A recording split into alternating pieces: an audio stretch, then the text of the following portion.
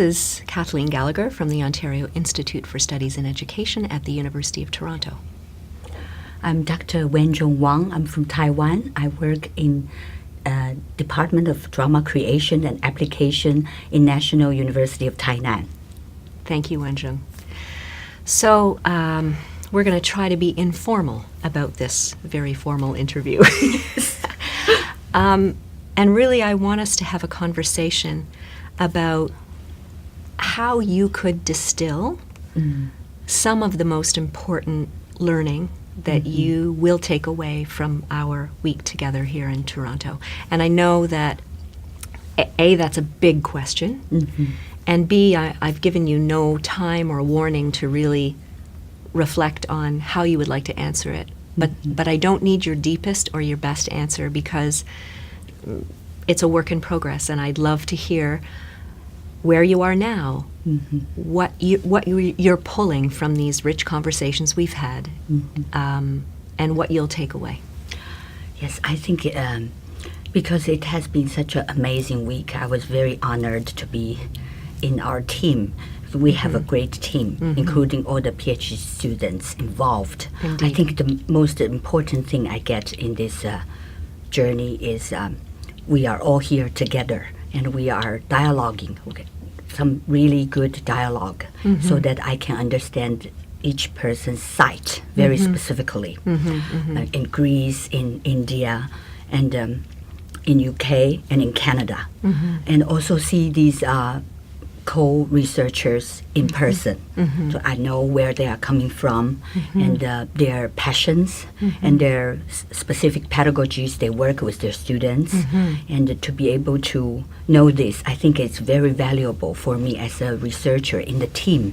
Really give me a good sense of who we are and what different contexts we are coming from. Yeah. Because I think that's so important. Yeah. What, from thinking about this week, Yes. What ideas about research will you have you gleaned, and will you take away from our conversations? I think it's the different take that we have defined and work through the word research. Because we all have a different backgrounds, and some of us work in different educational contexts, and our students' age are different. And the way we tackle research are from different angles. I think I have gained so many different perspectives, like what you have asked me, or you guys have asked me about the small piece that I have done with my students about the concubine situation in a family in Taiwan. I just took it for granted. I thought everybody will understand, but actually it's not. You don't understand the context. You don't know how legal and illegal it is, and how it was accepted as a social phenomenon, although it's illegal in our society, but it's legal and have a consent from the whole society. So And I think that enlightened me. Yeah, I have that to really see research from different perspectives and angles. Yeah, that really, that was really a key moment for me too. Yes. And I want to ask you, because we, not from Taiwan, felt, I think, that we learned a whole lot from the intimacy of that performance and from the questions we were able to ask about it. Yes. Does it make you think about your own social context differently as a result of that? Absolutely. Yes, because I begin to wonder, why do I take it for granted? It should not. And maybe I should do more legal actions towards these women's rights, these children's rights. For God's sake, they are still stigmatized. Not so in my mother's generation, but I'm sure they will hide their true identity in public. So one of the things when I imagined this project that I had a hunch about and I wanted for myself was a way to globalize my research imagination. And I think you've given a really good example, because my hunch was that if I had to make myself appreciable to other people with whom I did not share a cultural context, I would come to deeper, perhaps difficult, and even better understandings of my own local context and cultures. And also, I think one more step further, think about we can bring all these global examples back to our students locally and see how different youngsters are facing these different challenges in different ways, maybe the similar challenges too. We're just using different alternatives, different strategies to tackle the similar or different problems. I think that encouraged them somehow. I remember we have talked about how my students felt they are so fortunate when they compare their misfortune stories from their classmates. But right now we are comparing in a larger sense, in a global context. They can know how Indian women still suffer from their personal freedom and how Greek students and the families are suffering from the economic crisis, which is overwhelmingly terrible for them, and how Canadian high school students are so really multicultural. I think the high school visits enlighten me in such a way that is unspeakable, because I think they are the manifestation of a Canadian education in a good way, because I see multiculturalism coexist with them so naturally.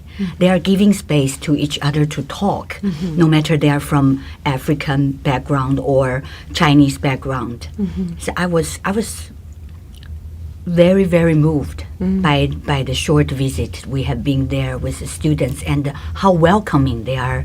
They are accepting us as visitors. We are strangers to them. Right. I think it's a great thing that we can have the opportunity and the precious chance to be with the youngsters and with a group of us from all over the world. I feel so welcomed. So tell me if it's a priority for you, if I've understood correctly, to in some way impart the learning you've made here to your students back in Tainan.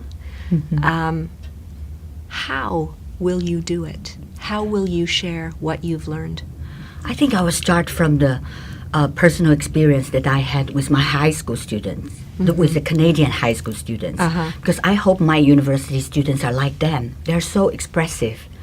And because in Taiwan, students are not encouraged to speak in public their personal opinions. I think drama class has created a space for them. I just want them to know Canadian high school students can have this expression and can have the freedom and the support from the class. I hope they can all learn from this experience, and also my experience among our researchers at their different sites. What are the different crises the world is facing? Because sometimes I think Taiwanese students are so looking inward into our own societies. They're not so global to view the world around them. And also the political and social urgency that I want them to feel. Because sometimes they only concerned about the things around them, their families, their friends, but they're not concerning other peoples in other parts of the world. But look, we are in the world, and you cannot just see yourselves. And you must see the differences and the similarities, and which will expand their horizons, which I am eager to share with them, and which they are eager to know as well. Because in the very beginning, I have told them I was participating in this international research, and they were all very excited about it. They feel very honored and proud as students to be taking part in it. I keep on thanking them to have the generosity to share all our working process, their photos, their innermost feelings with all of us as a research group. And I told them it will have a impact around all the youngsters which have been involved in our research program. But in this trip, I especially feel these will not only enrich me, but also my students, which they are very eager to know and share with me. So let me ask you this last question, which is that I agree with you. When we went to the school, for me as well, that was a very special encounter between high school students we didn't even know, new students to us, and our international group. And that was a very special moment. Yes.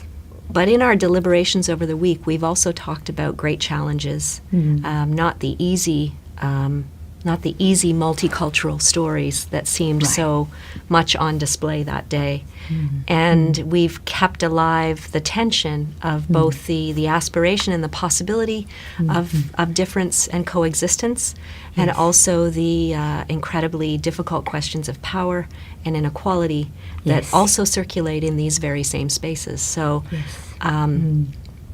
one of my worries about this project is that in some ways we risk becoming cultural stereotypes to each other. And I am trying to think systematically about ways to make our appreciation of each other a very complex one. Yes. And so let me put that back to you. Yes. How will we keep alive the contradictions of both the inspiring and hopeful and beautiful encounters that we have with the very real material misrecognitions and inequalities that still persist within and across our societies?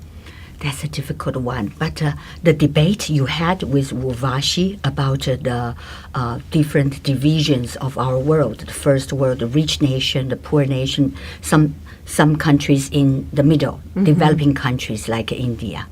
You know, we have to, I think understanding is the most important thing. It's the first step to be able to empathize. Understanding in a complicated way, in a complex way. The division, we cannot work it out by any single country or any single person, and we cannot change it. But with the awareness and the more deeper understanding of each other's cultures and each other's difficulties, we have a good stand to start, to be able to empathize and understand the different contexts we have and the specific problems. We might be able to come from a more sympathetic way to really know each other and to help each other out in all our difficulties. Am I making myself clear? Totally clear. Yeah. Good. Thank you so much. You're welcome. Thank you so much for your questions. Always so challenging, as usual. Great. Yes.